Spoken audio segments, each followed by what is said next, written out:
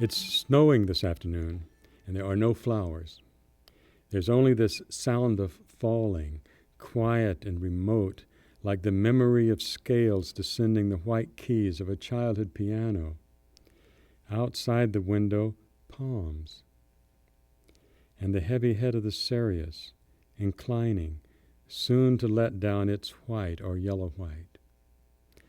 Now, only these poor snowflowers in a heap, like the memory of a white dress cast down. So much has fallen. And I, who have listened for a step all afternoon, hear it now, but already falling away, already in memory, and the terrible scales descending on the silent piano, the snow, and the absent flowers abounding. Was writing difficult or easy for you when you first started? It was a lot easier when I first started than it is now. Why? Well, why did you keep it up? Well, there must have been some ego gratification, don't you think? Like, I either thought, gee, isn't this good? Or someone said to me, oh, that's interesting. Why don't you do more? I don't actually remember thinking this or having anyone say this to me, but something like that must have occurred. And I liked doing things all by myself. And writing is one of the things you do by yourself.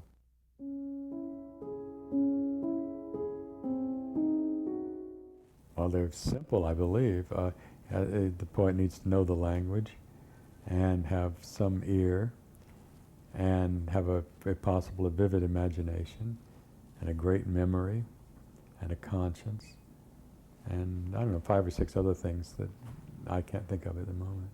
In what way is a form helpful to poetry? It is a great aid to invention, for one thing.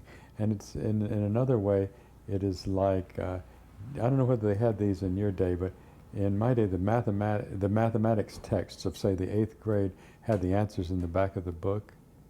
And once you had worked through the mechanics of the math problem, you could check in the back of the book to see if you got it right. Yes. Well, having a form in mind enables you to check in the back of the book to see that you're getting it right, and that's a considerable comfort. I know that this will sound unfair, but could you define poetry for us? No, I can't. No, I remember even as a kid being put off by definitions of poetry, and I've never been able to think of one now. The best one I know of is Auden's. A poem is a verbal contraption. That's good. In something like the 8th grade, we were given a list of some definitions of poetry by Carl Sandburg, who admittedly was trying to do it in a particular Sandbergian way, but he had such definitions as like poetry. This is not exact, but it gives you an idea of what I'm talking about. Poetry is purple sunsets and biscuits, you know, that sort of thing. You could spin off a dozen of those. It has nothing to do with what poetry is. Poetry is a lot of words in action and with some sort of rhythm.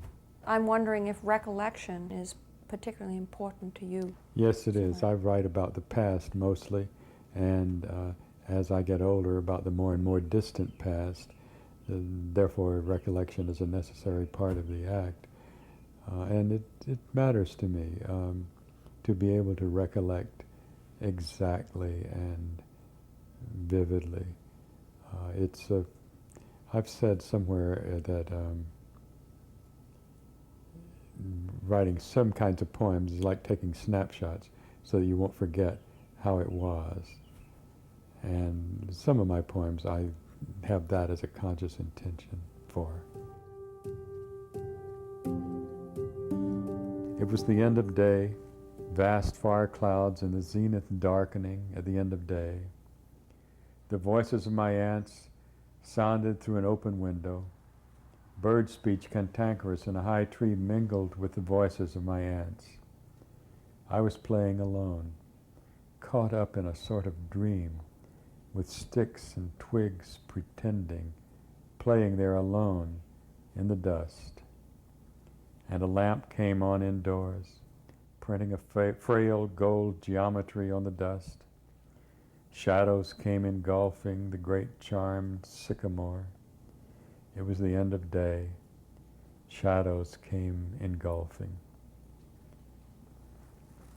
Let me say also that there were several other parts to this memory which I wasn't able to put into the poem in a way that pleased me or that seemed to suit the poem. One of them was a dog named Bo who strolled by as I was playing there. I do remember as having happened, and I wanted to put it in, but it didn't. Another was the smell of tobacco barns fired and curing the tobacco off in the distant fields. And I had that in for a while too, but finally I had to. It just didn't, I couldn't find the right phrases for it. So I've just got little snippets of the full, rich memories left. Do the poems, once they're written, help you recall the past? Well, working on this poem helped me recall the past, yes. But not after I had, oh, I see what you mean. Yes, now that I have it down, I can remember this quite easily. You're right. Yeah, it is like having a snapshot.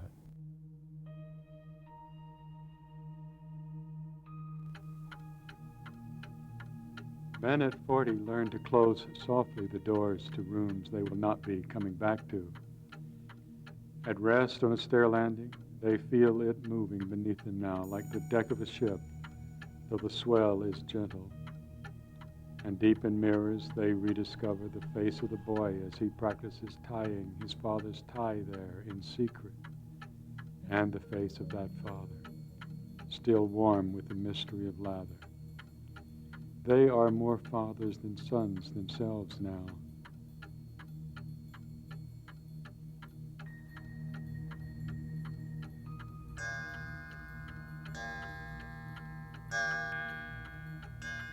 Something is filling them, something that is like the twilight sound of the crickets, immense, filling the woods at the foot of the slope behind their mortgaged houses.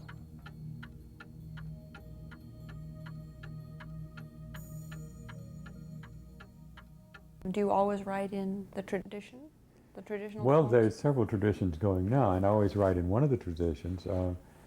I think there's not only the tradition of rhyme and meter, which is what most people would associate with it, but the tradition of free verse.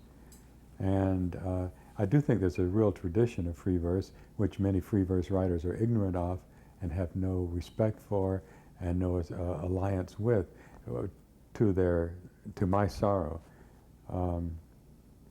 But yes, I think, write within a tradition of some sort, with a full consciousness, or not a full, but a consciousness of the past. Well, for instance, you can look it up in the back of the book, as I was saying before, like a mathematics problem. If you are writing a sonnet, you know that you've at least hit your limit when you've done 14 lines, unless you decide to write an extra long sonnet, and you know at least that you're very near the end. And that sort of thing helps. I think that most people go on with their poems after they're finished, and so I'm pretty much alert to stopping as soon as I can, and probably a little before I should. I think that's better than stopping a little after you should. What distinguishes poetry from prose? I don't know what distinguishes poetry from prose. I've wondered about that for years and years, and I even wrote a couple of short essays about it, which never saw the light of public hearing, without it coming anywhere near resolving the question. I've tried to write the same subject in both prose and verse several times, and that's the closest I've ever come to getting to an answer, but just to do it. But what the difference is, I don't know. But basically, the rhythms of verse, of poetry, ought to be different, I think. But other than that, I can't go anywhere.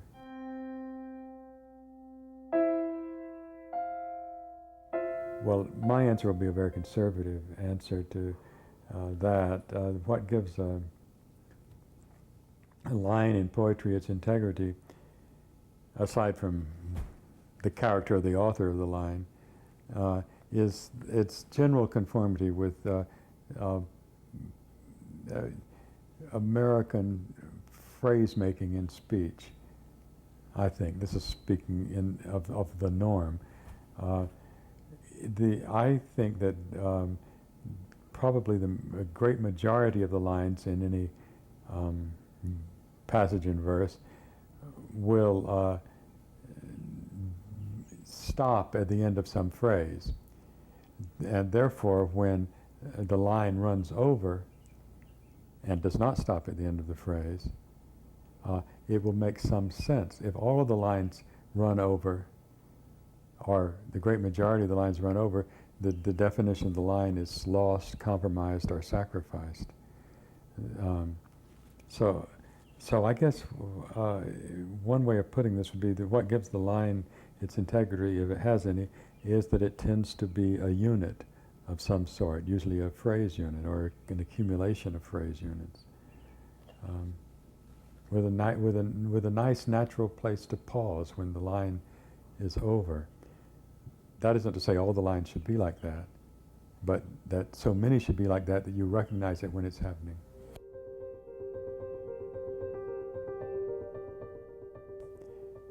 You know, a good deal of nonsense has been uttered about the breath in verse rhythms, so that I don't want to be detailed about this, but you know, there has been some odd stuff said about the use of the breath in making lines, and I think it's too indeterminate a factor to consider as important. But of course, you often do breathe at the end of a line of verse. If you're reading Shakespeare or Milton, Wordsworth, often that happens. And the writer is working it so that it will happen. For instance, if he's writing iambic pentameter, as those three poets often did, they will so compose the line that you catch your breath at the end of it. And then, after a while, they will compose a line so that you don't catch your breath at the end of it. I mean, that's part of the variety and vigor that enter into versification. What were you thinking of reading? Well, there's one in here in which I copy edited or proofread it so badly that there's a line missing. So I wouldn't mind reading it to put the line back in. Oh, good.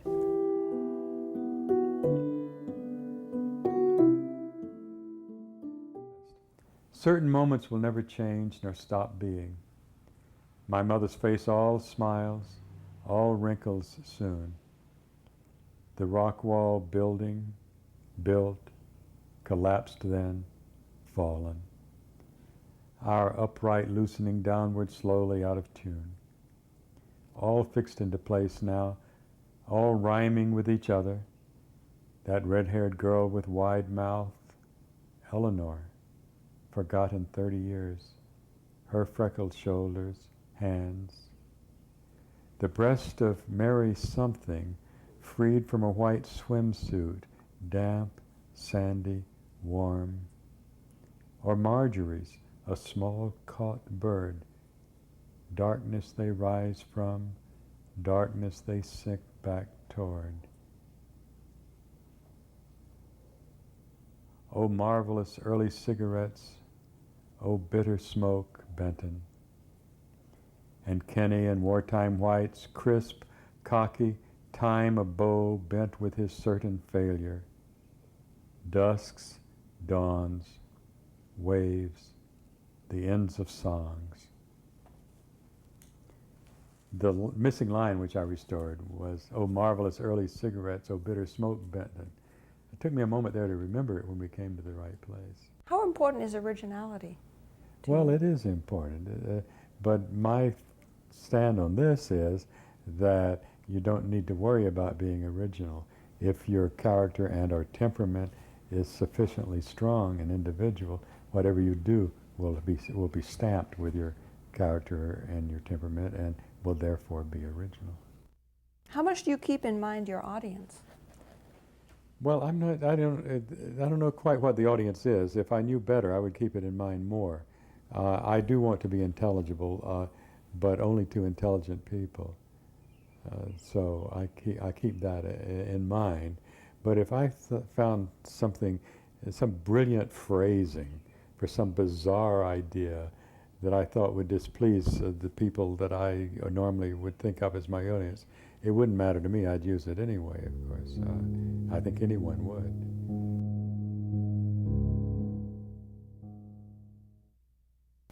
One of the ways now is to write about something that is ostensibly exciting, like something bizarre or extraordinary or terribly dramatic or very private and personal and embarrassing. But there are other ways that have to do more with the art of poetry, such as finding exact words or finding marvelous words, doing something well with the rhythm. You have a wide range of choices, but to be aware of the rhythm and to try to do something with the rhythm can become quite exciting, at least for the writer. And if it is exciting for the writer, then it has a chance of being exciting for the reader too.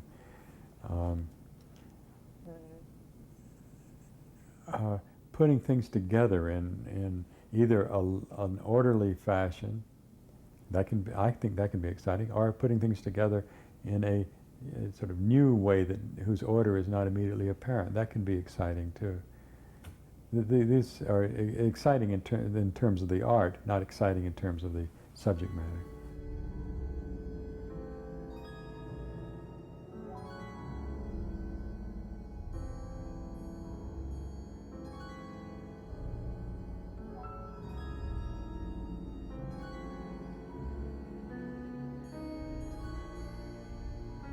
Forgive, Satan, virtue's pendants,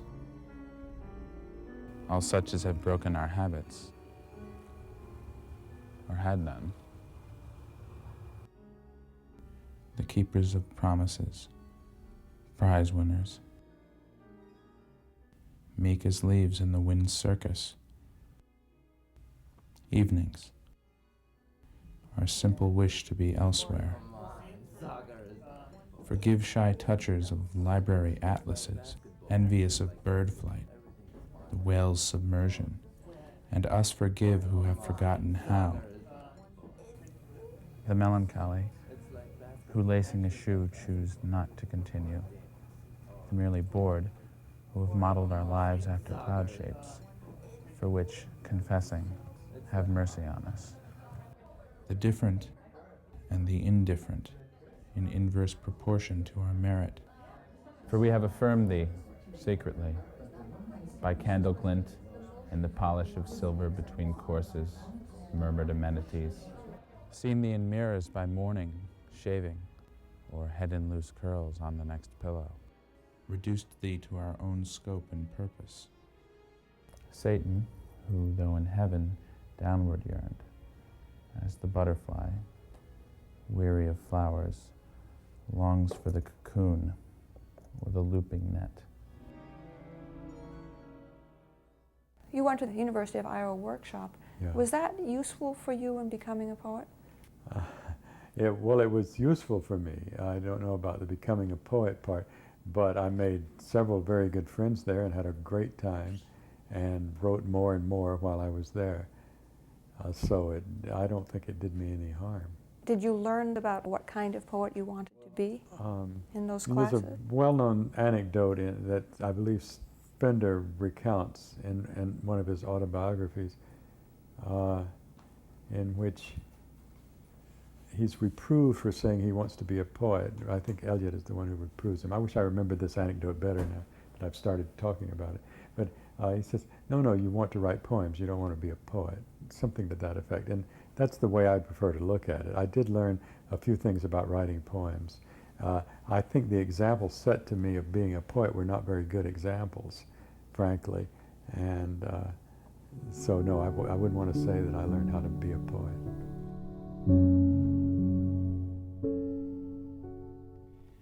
One, dear ghosts, dear presences, oh my dear parents, why were you so sad on porches, whispering?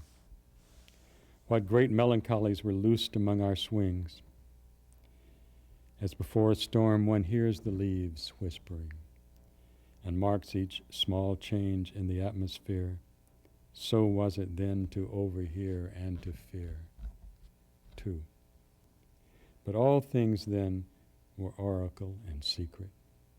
Remember the night when lost, returning, we turned back confused and our headlights singled out the fox. Our thoughts went with it then, turning and turning back with the same terror, into the deep thicket, beside the highway, at home in the dark thicket. 3. I say the wood within is the dark wood, or wound no torn shirt can entirely bandage, but the sad hand returns to it in secret repeatedly, encouraging the bandage to speak of that other world we might have borne, the lost world buried before it could be born. 4. Birchfield describes the pinched white souls of violets frothing the mouth of a derelict old mine, just as an evil August night comes down, all umber but for one smudge of dusky carmine. It is the sky of a peculiar sadness, the other side perhaps of some rare gladness. 5. What is it to be happy after all? Think of the first small joys. Think of how our parents would whistle as they packed for the long summers, or, busy about the usual tasks of parents, smile down at us suddenly for some secret reason, or simply smile, not needing any reason. 6. But even in the summers we remember the forest had its eyes, the sea its voices, and there were roads no map would ever master, lost roads and moonless nights and ancient voices. And night crept down with an awful slowness toward the water. And there were lanterns once, doubled in the water. 7. Sadness has its own beauty, of course. Toward dusk, let us say, the river darkens and looks bruised, and we stand looking out at it through rain. It is as if life itself were somehow bruised and tender at this hour, and a few tears commence. Not that they are, but that they feel immense. That's all. Thank you.